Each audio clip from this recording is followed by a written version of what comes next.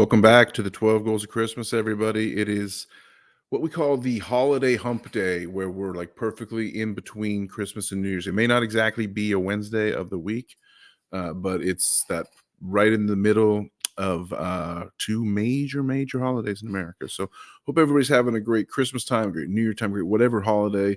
I take all this into Christmas framework, the 12 Goals of Christmas, because Christmas is my cultural holiday. I'm actually not really religious at all, but I grew up with Christmas. Everybody has their own thing here. The end of the year, holiday celebrations are kind of a universal tradition in many faiths and even in many cultures. So I call it Christmas. Call it whatever you want.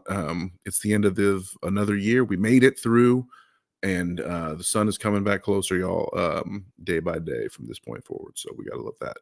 I'm here to talk about someone who we've been talking about a little bit in the countdown.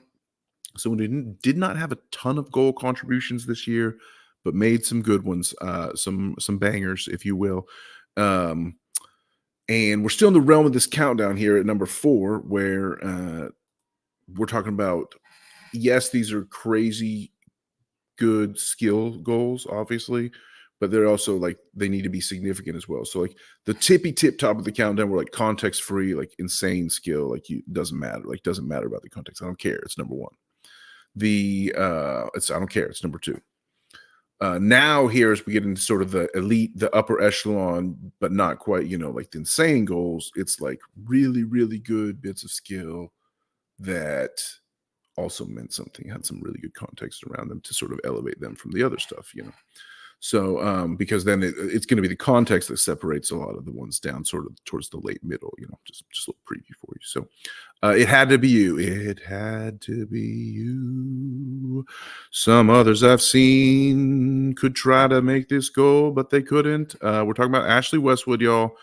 This is a goal that I feel he's one of very few people in all of MLS could score. Let's watch it.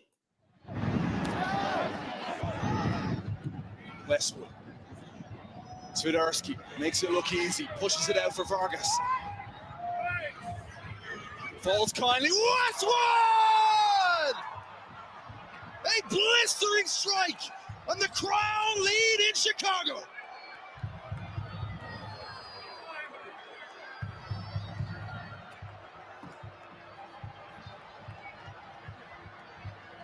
Chicago has done so well in their defensive shape in a few transition moments, but Charlotte capitalized.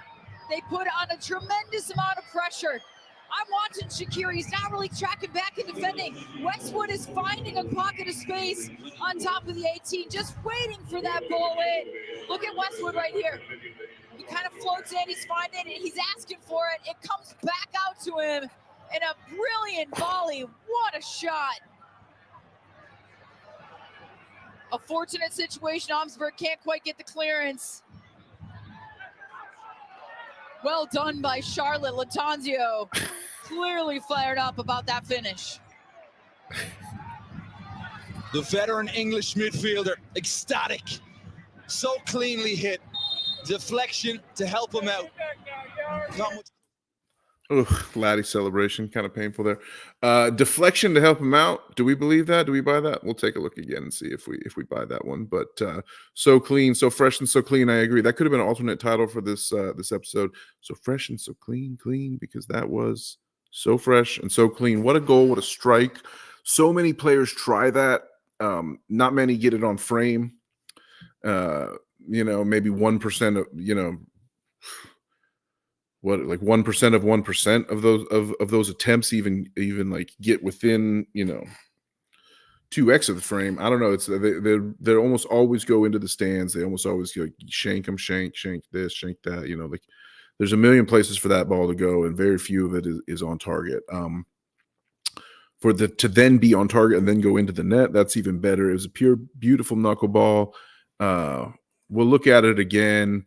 It probably was slightly deflected. I did see a slight little bit of change of direction there, I guess you could call it. I don't know if you wanted to. You'll see on the replay from behind, I think it shows a little bit of a change of direction. You see Brady's pissed. I think Brady's like, he's a pretty good goalkeeper.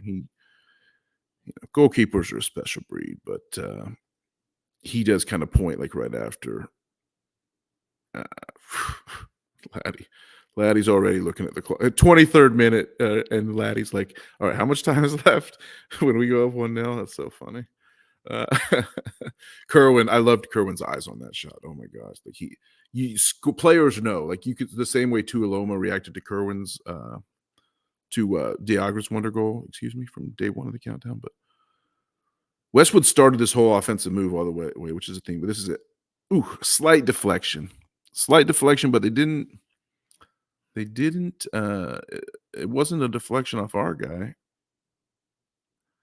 I don't know. I don't think it was a deflection. I think it was just a knuckleball. I think it was just a pure knuckleball that changed direction. You'll never convince me otherwise. I don't care what anyone says. So Brady can be pissed all he wants. Announcers can say whatever they want.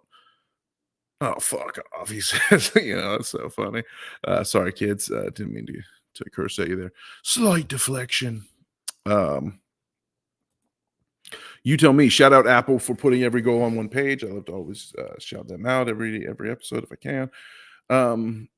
It had to be you. I just think Westwood's one of the only few people who could pull that off. Anyone would try it, but that's why he's that touch of class, that touch of skill that we brought over. Slowly but surely we're incorporating like the DNA of like some of the finest football in the world. You can say what you want about England's trials and travails in the International World Cup and all that. It's not necessarily about being English itself, although Westwood is English, Dino Smith is English, but it's their experience in the English Premier League. Scotty Arfield, same thing. He's Scottish. That is really like the infusion that's going to help like just add quality and stuff to this club. So like that's why we went and got Westwood. That's why we got Dino. That's why Westwood is our captain, et cetera, et cetera. Like it had to be you. It was only Ashley. Look forward. I don't know if he'll be the captain again this year. I think he will. I don't see any reason to change it. I don't know. I think Enzo didn't like him being the captain or whatever. We talked about that a little bit.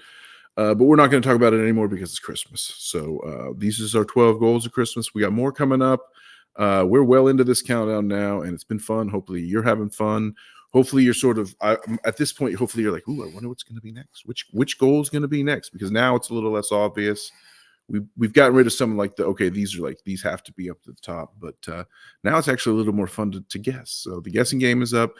Bear in mind, my criterion. The criterion are my criteria are I don't even know. Whatever, who cares? The list goes joy that it brings. Does the goal like inspire joy? What does the goal mean? Is the significance, the impact, the time maybe in the game, the time of the season, what it meant to the end results of a game? Spoiler alert, usually it was a draw. Stuff like that. So it just the way it made me feel about the club in the future, or my memories of the moment, especially, will help a goal like climb a little bit higher on the leaderboard. Again, the full ranking of all our goals will be revealed at the end of this. But right now we're just doing the top 12 or 12-ish on 12 days of Christmas. But anyway, hopefully you're having fun with it all. Feel free to predict. Feel free to guess. Feel free to let me know.